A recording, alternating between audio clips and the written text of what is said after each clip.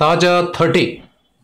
Because Lakshmi మంచు అనగానే ఒక ఇండిపెండెంట్ గర్ల్, తనకి నచ్చినట్లు ఉంటుంది, కొన్ని మంచి పనులు చేస్తుంది, అంటే ఒక స్వతంత్రంగా బతుకుతుంది, మనకు కొంతమందిని ఇన్స్పైర్ చేస్తుంది ఈ టైప్లో. సో ఆఫ్టర్ మేము సైతం ఇంకా ఒక రేంజ్కి వెళ్ళిపోయింది, పీక్స్.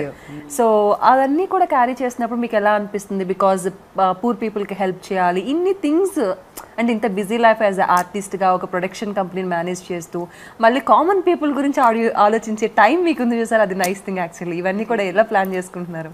నేను ఎప్పుడూ నా లైఫ్ని ఇలా ప్లాన్ చేసి ఇలా చెయ్యాలి, నేను ఇది చేస్తే అది బాగుంటుందని కానీ 100 ట్రై చేస్తే ఏదో ఒక్కటి అతుక్కుంటుంది, రైట్?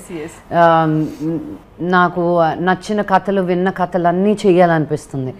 ఏది తెరకెక్కుతుందో తెలీదు, ఏది first, how we will start shooting ఏది ఫస్టో తెలీదు. సో ఆ ఇంటెన్షన్స్లో ఏది ముందుకెళ్తే అదే అనమాట. I don't plan so much, I just work hard అంతే. సో ఇలాంటి ఒక మేము సైతం లాంటి ఒక కాన్సెప్ట్ని తీసుకోవాలని ఎందుకు అనిపించింది మీకు? ఎందుకంటే అది ఎవరి దగ్గరికి వచ్చినా చేయాలనిపిస్తుంది కదా. Yes, true. నాకు ఇంకా స్ట్రాంగ్గా ఎందుకు అనిపించింది అంటే నేను తప్ప ఈ షో ఇంత బాగా ఎవరు చేయలేరు అనిపించింది. Only because it takes a lot of time, effort. ఊరికే వెళ్ళి ఒక షో చేసి వచ్చేయడం కాదు. ఒక సెలబ్రిటీని 2 సార్లు పిలిపించారు, ఒకసారి అవుట్డోర్, ఒకసారి ఇండోర్. అండ్ వాళ్ళు అవుట్డోర్ చేసినప్పుడు క్యారవాన్స్ ఉండవు, వ్యానిటీ వ్యాన్స్ ఉండవు. ఇది నేనే బాబా ఉండదురా నీకు, ఆ కాలేజ్లో ఏదో బాత్రూమ్ క్లీన్ చేయించి పెడతాను, ఇది చేయించి పెడతాను. బికాజ్ సినిమా బడ్జెట్స్ లేవు, అండ్ టీవీ షో బడ్జెట్ కంటే డబుల్, 2 షోలు చేసినట్టు ఒక show budget. Okay, so it's been an uphill task అనమాట. But I been able to fulfil అనిపిస్తుంది. లేదు యాక్చువల్లీ, అంటే ఇంత కష్టపడుతున్నారు కాబట్టి ఆ షో అవుట్పుట్ అంత బాగుంది అనిపిస్తుంది. సమ్ టైమ్స్ వాళ్ళు చెప్పే ప్రాబ్లమ్స్, మీ ఎమోషన్స్, మీరు అప్పుడప్పుడు మీ కళ్ళలోంచి నీళ్ళు రావడం చూస్తుంటే ఆడియన్స్కి వచ్చేస్తున్నాయి.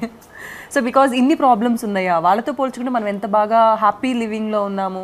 అదొకటి పెద్దది జనాలకి బాగా తెలిసింది. బికాజ్ మన కష్టాలు, మనకి కష్టాలు ఉన్నప్పుడు మన కష్టమే పెద్దది అనిపిస్తుంది అనమాట. అండ్ మన చుట్టూతో ఉండే వాళ్ళ గురించి మనకంటే ఎక్కువ కష్టపడే వాళ్ళతో కంపేర్ చేయం కదా, మనకంటే బాగుండే వాళ్ళతోటే కదా కంపేర్ చేసుకుంటాం. బట్ మరీ ఇప్పుడు మేము సైతం చూసినప్పుడు the problems are so real.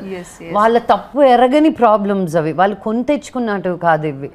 So helpless సిచ్యువేషన్లో ఉన్నప్పుడు మన ప్రాబ్లమ్స్ చాలా చిన్నవి అనిపిస్తాయి. అది కనెక్ట్ అవుతున్నారు చాలా మంది. That is really really happy. వాళ్ళతో కంపేర్ చేసుకుని మనం చాలా హ్యాపీగా ఉన్నాం, ఎందుకు మన లైఫ్ని ఇలా చేసుకుంటాం. ఎగ్జాక్ట్లీ. సో చాలా మంది చక్కగా హెల్ప్ చేస్తున్నారు. అండ్ స్పెషల్లీ ఒక డైలాగ్ ఉంటుంది కదా, మీ కష్టం మా కష్టం, మీకు సహాయం చేయడం మాకు ఇష్టం అని. ఆ డైలాగ్కే ఇంకా అందరికీ అయిపోతుంది. బికాజ్ అంటే ఎవరికో తెలియని ఒక ఇన్స్పైరింగ్ థింగ్, మనం కూడా హెల్ప్ చేయాలి 10 మందికి. సో సెలబ్రిటీస్ అంత టైం వెచ్చించి ఇంత మంచిగా వాళ్ళంత బిజీ ఉన్నప్పటికీ చేస్తున్నారు, మనం ఎందుకు ఒకరికి హెల్ప్ చేయకూడదు అన్న ఒక థింగ్ని కూడా మీరు తీసుకొచ్చారు.